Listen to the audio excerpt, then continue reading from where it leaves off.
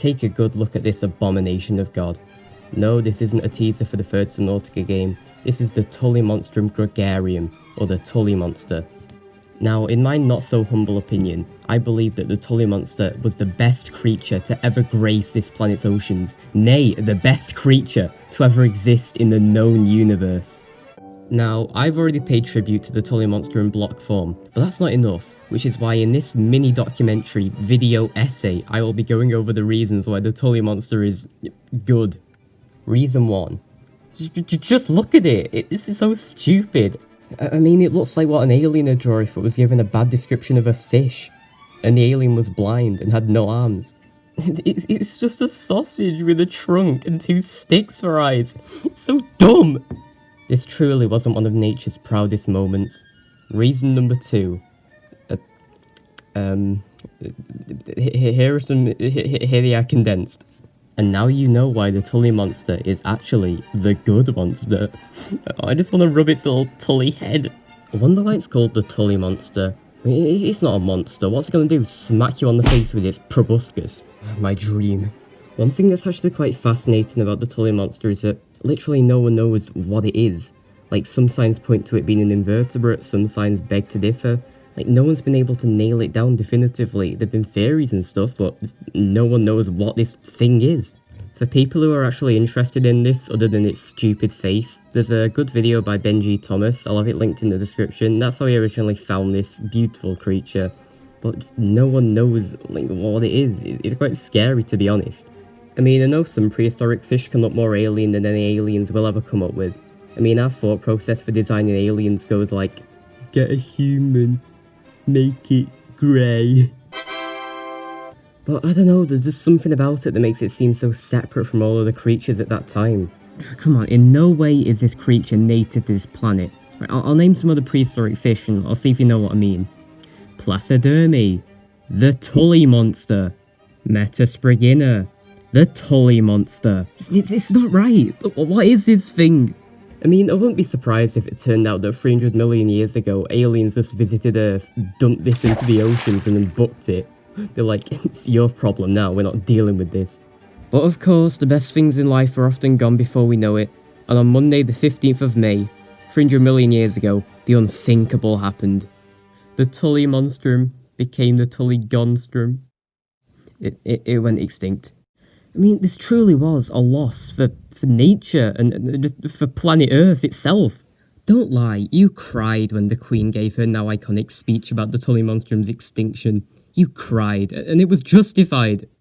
I regret to inform you that as of today, the Tully Monstrum Gregarium does no longer exist.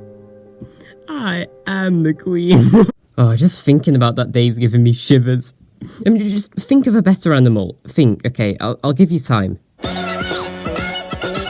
Exactly, none can compare to the Tully Monster. It's just the perfect animal. And I am a firm believer that if the Tully Monsters didn't go extinct, they would go on to be just as intelligent as us, maybe even more intelligent. Maybe it'd bring world peace and travel to space. A galactic Tully Monster civilization, imagine that. I mean, as well as being a great band name, that would just be the best society. I mean, imagine the first person to step foot on Mars, and then they reach up for the helmet, they slowly lift up the visor, and boom, a big proboscis. I really want to see that now, a Tully Monster civilization, like exactly the same to ours, but just everyone has a big Tully Monster head, and they can shake each other's hands with the proboscises. Imagine how good that would be. That'd be so superior to handshakes. Too bad they're all dead. Or are they? Take a look at this never-before-seen, shocking footage. It seems to depict a real living Tully Monster in its natural habitat, water. Could the Tully Monster really be alive today? Well, we sent the footage over to the science people over at Science, and they said that the footage was undeterminable, meaning the Tully Monster could be among us. But I wasn't content with this footage, which is why I busted out the old spell book and did some research, and I've discovered a cool spell that might bring back this beautiful creature. The following footage is very scary and very cool. Viewer discretion is advised. Okay, so here with me I have my spell book, 101 cool spells. #1 best-selling series ever? What? Okay, so I also have this. Now, for the spell to work, you see, I need something that resembles the Tully Monster. And this is the most Tully Monster resembling thing I could find in my house. I found it in my garden, actually. I should probably clean this. We shall call him Biggins.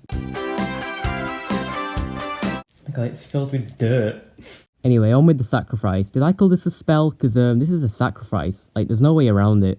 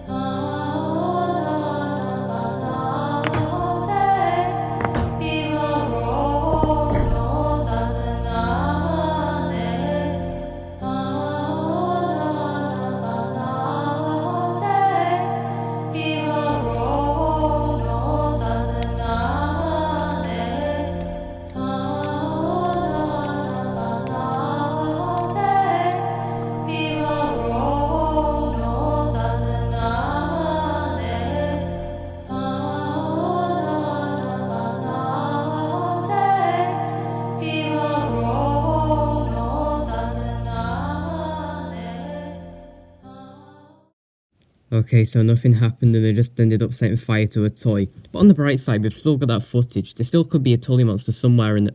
What? Oh. Oh no. I'm just getting confirmation from the science people over at Science that the footage is actually fake. Fake.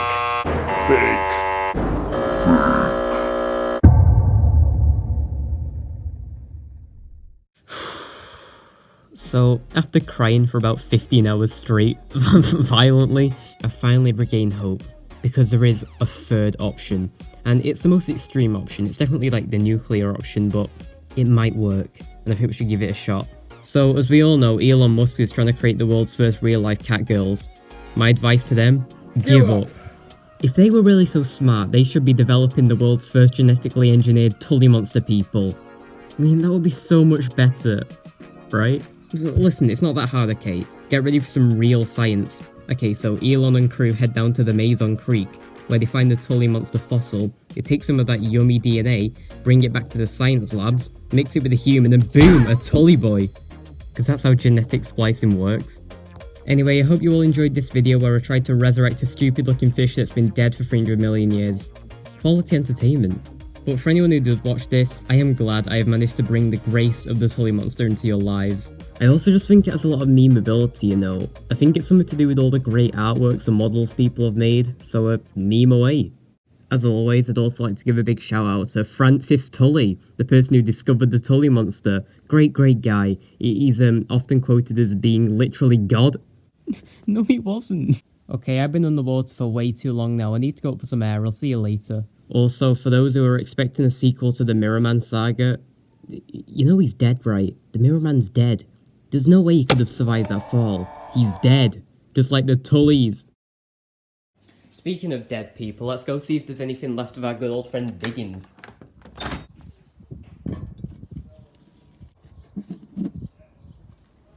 Nope.